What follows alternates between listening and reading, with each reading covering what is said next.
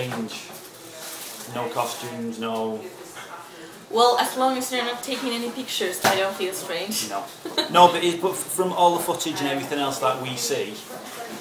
Yeah, for you it for feels... us, for you, yeah, you guys, yeah, it's of normal. course. Yeah, Now, yeah. First time I came across you guys in particular was the infamous Eurovision. Yeah, of course. Obviously, in this country, it's very cynical. There's not much love for Eurovision. It's kind of like, yeah, whatever. Whereas in Scandinavia, in particular, and for you guys, it must have been a huge thing just to be picked for the Eurovision contest. Well, I'm not really the best person to answer that question because I wasn't in a band at the time. Right.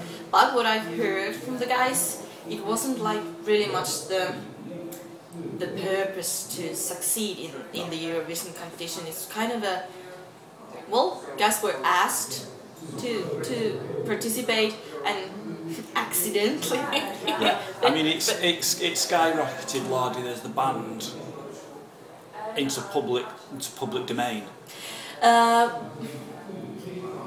Lordi had already done like the touring in Germany before the Eurovision, so there was this certain underground people who was into Lordi already before Eurovision. Eurovision contest was the one that brought Lordi into the knowledge of the regular people who are not in that who are not like in a rock music scene. So that's why Lordi became the Finnish. Yeah, because it was one of those, obviously, and obviously knowing you were band after, it was one of those that everyone wanted to know the people behind the music. Yeah, of course. Yeah, well, that's obviously something that changed. That people got interested on the faces behind the masks, but I think among the band, anything would not have done differently, and the way the band works, the Eurovision thing did not affect on that in any ways. No, like everything is, nothing was done for the Eurovision and nothing was done because of the It just was something that just... Yeah, it was just something that happened. Yeah. I just had to ask because it was for my own curiosity. Yeah, of course. Because at the moment, moving on from that point, Scandinavian metal scene has always been a strong scene. There's been many bands that have succeeded coming from Scandinavia.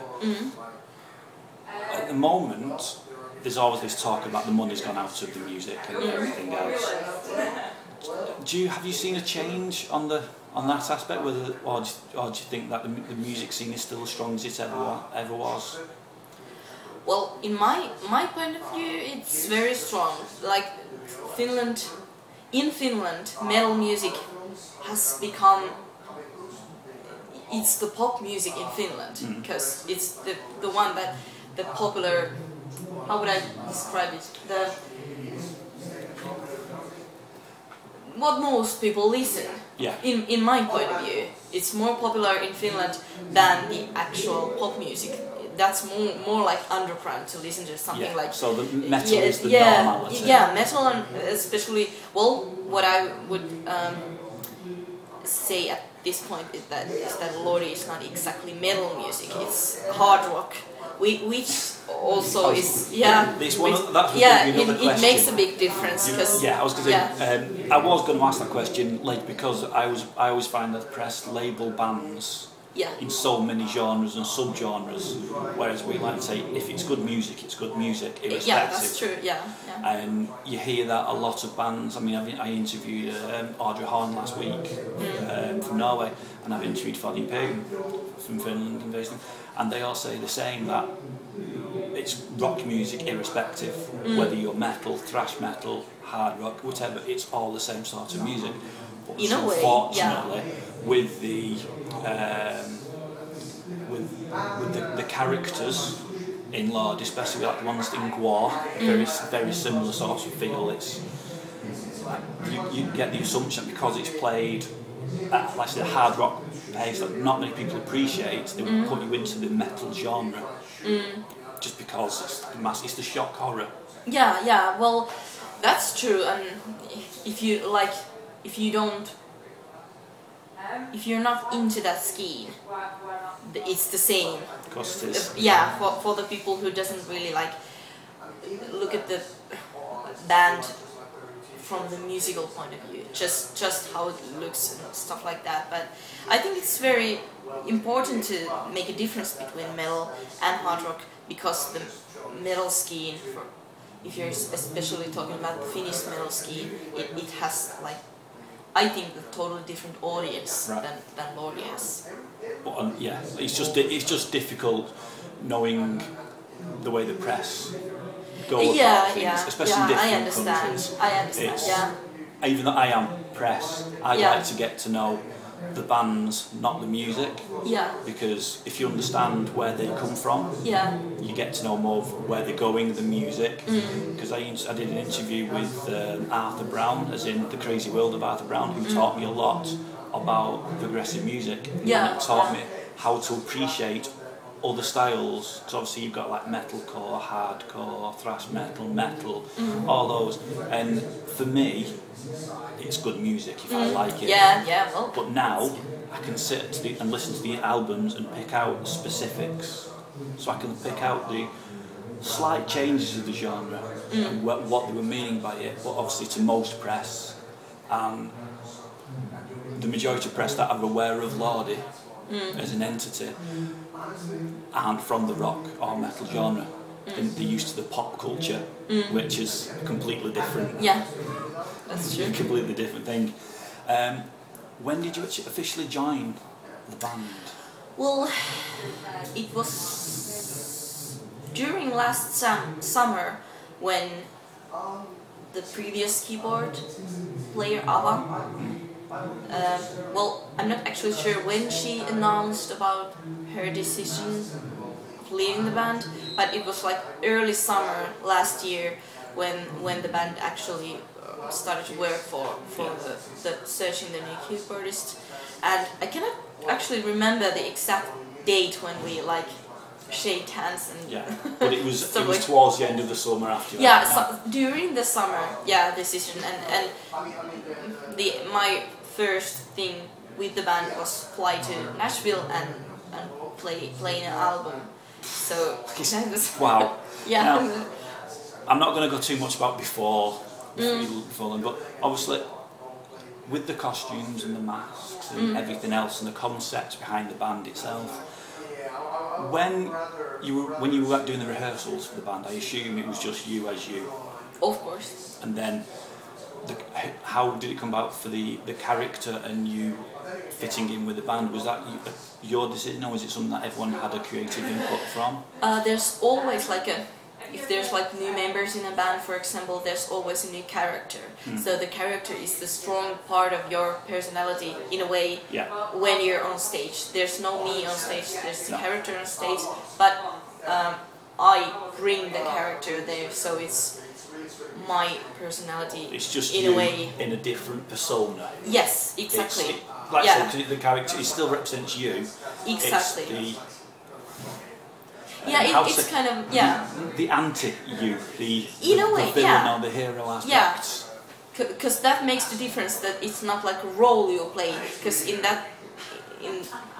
it would be like that, anyone could put that costume on and like play the same role. But these characters are not replaceable. They are always like us. Individual. Yes. And in the progress of creating those characters, there's always, of course, Mr. Lordi, who's like kind of a father of all the thing. But there's also the member who's gonna carry the character, involved in a process where the character is being created. When the individual, as you mentioned, when Everlast, it was the character goes, everything with it goes, and then when you came in, it was a new character. So it was, again, when I went to download a couple of years ago, we saw the band War. Now, very similar, as in costumes, and their character very specific for that band at that time. One member leaves, different with a completely different persona comes in. Now, from an outside, again, as you said, that's what it is. I suppose it's one of those. Would you say it's the band would, in large case, ever evolving then? So if things changed in future, someone else moves, it'd be another evolve. Another character would come in. The whole ethos of the band, it would just evolve to the next level. Do you feel? Do you understand? Obviously, when you came in, you brought a different level to the band. Yeah, of course. Yeah. So if someone else left, it'd be a different level. It wouldn't, of course, it's not the same characters on stage. Yeah, that's true. The way you interact would be different, and that's what makes every time things change. It's not. That's true.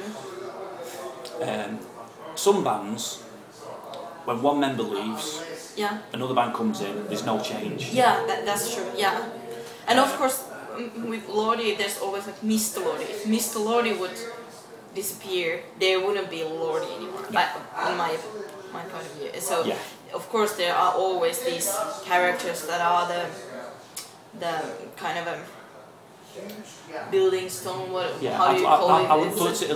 For me, I'd look at it as if it's like a fairy tale adventure where it's a different chapter occurs. Where every movie, everything, something happens and it happens. But it's natural in life that it's something happens for a reason, and it would make the perfect movie. The band itself would make the perfect movie. It would always be the happiness of the band, the sadness of something happening, a new character coming in. You'd have the happiness. Yeah, now, that's how it is. If there was a film had to be made of Lordi, would you have an idea of what title you'd think might fit in, apart from Lordi? Are you meaning like not the actual like documentary, or just a fairy tale? Yeah, like a fairy tale of the band itself. You know how it like. That's a tricky question. Because I've asked people before, and they always say it's the album title. You know, a plug here and there. I wouldn't say so, because it would definitely be a horror story. No, like horror mixed with comedy, because that's what it is. It's not. Lordi has never been like that serious thing.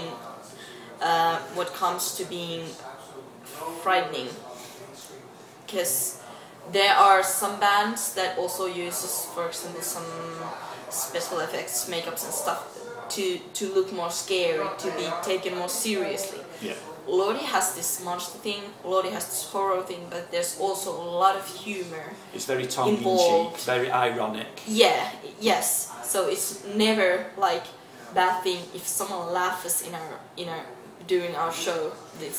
You can always pick up something for you. Somebody think that is scary, somebody think that is funny, someone else is getting something else out of the show.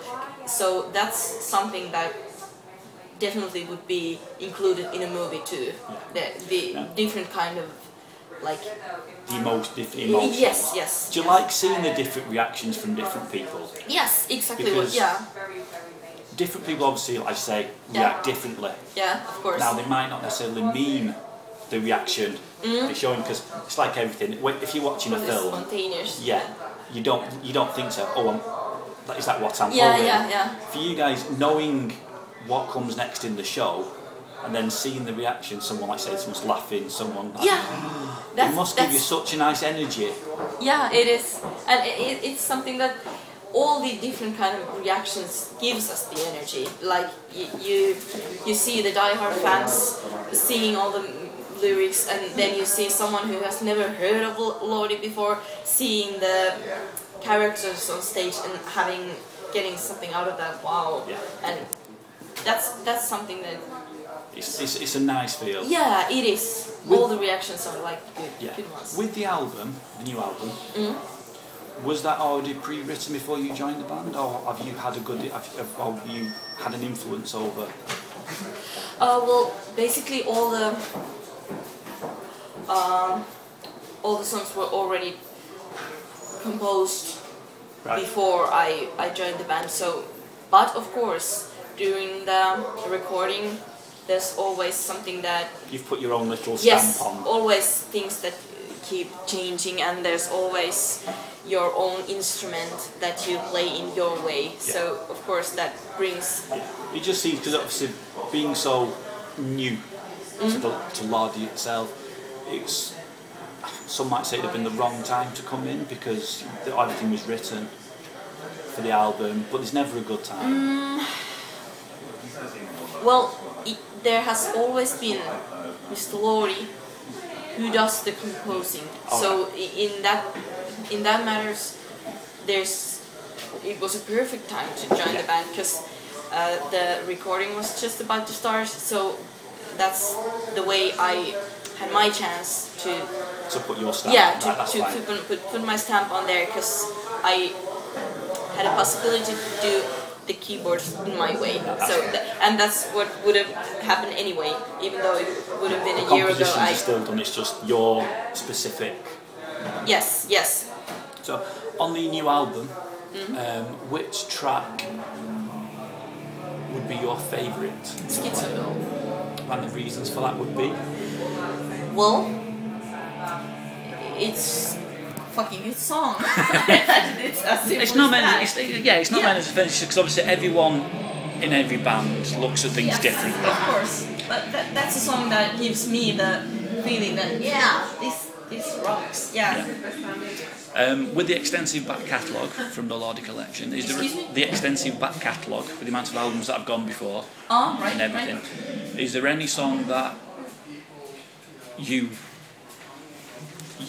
may like or have liked but don't play? Is there any song that you'd prefer to? But I don't play. Yeah, you know, something that you may have rehearsed or something that just for whatever reason, because the way the stage show is and the way everything's set up, that part of you goes, oh, I wish we could play. Oh, there's a lot of those songs, but there was this Icon of Dominance song that was actually supposed to be part of the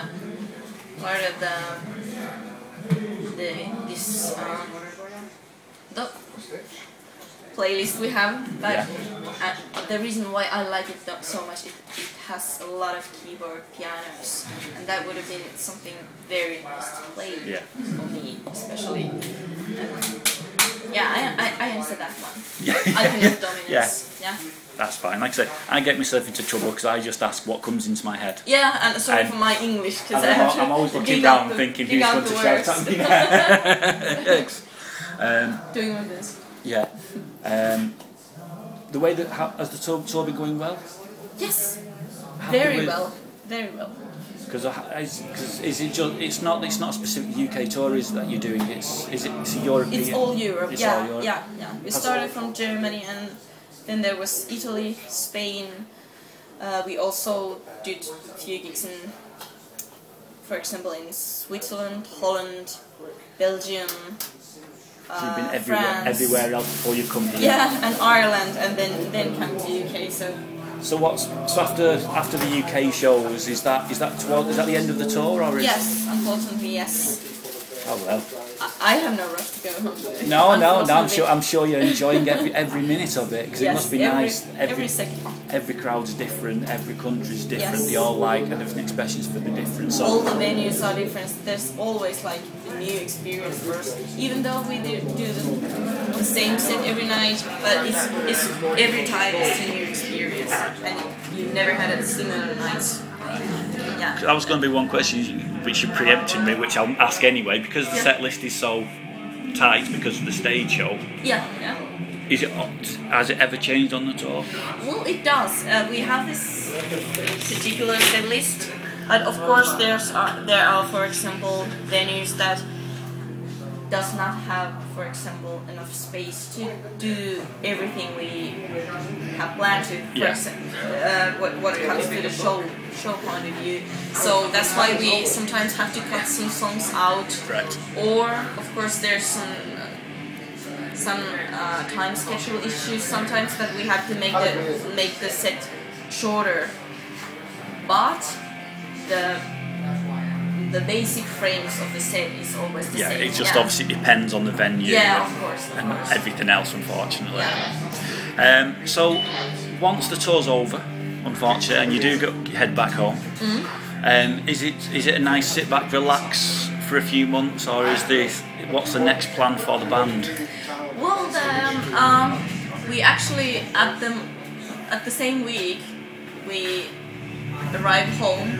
We still have a gig to do at the same weekend on a boat. It's a Eurovision themed cruise that we have a show there, and after that there will be a few weeks of resting, of course, and we'll do what they gotta do. But then there's summer festivals coming around, so that's the next step after the tour, and then there's another tour coming up at the end of the year 2013. So there's a lot of stuff coming up. But you do get the odd break in between. Yeah, and you never know what else pops up during the